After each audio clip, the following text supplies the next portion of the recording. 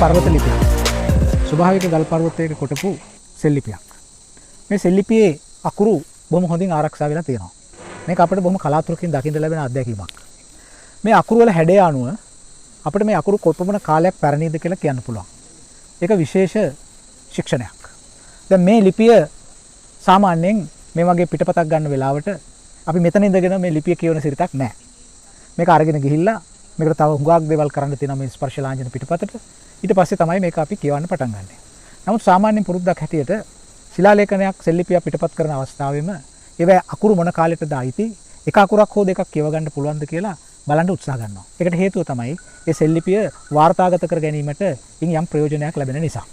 දැන් මේ සෙල්ලිපිය දිහා බැලුවොත් එහෙම මේ සෙල්ලිපිය පටන් ගන්නෙ මේ සෙල්ලිපියේ ලියා තිබෙන අකුරු මීට අවුරුදු 1800කට පමණ ඉහත කාලෙකදී ලියපු ඒවා බවට අපිට තේරුම් ගන්න පුළුවන් මේ අකුරු වල හැඩය අනුව.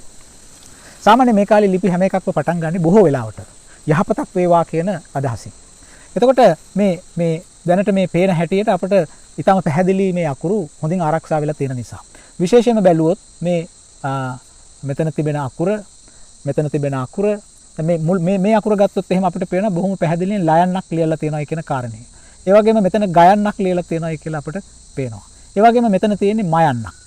මේ ආදී වශයෙන් අපිට වචනයක් හෝ කියවා ගන්න පුළුවන් නම් ඒ සෙල්ලිපිය ඒ තියෙන ස්ථානයේදීම මේක මේ යුගයට අයිති සෙල්ලිපියක් කියන එක පිළිබඳව යම්කිසි අදහසක් ඇති කරගන්න පුළුවන් වෙනවා. නමුත් ඒක අවසාන නිගමනය නෙමෙයි.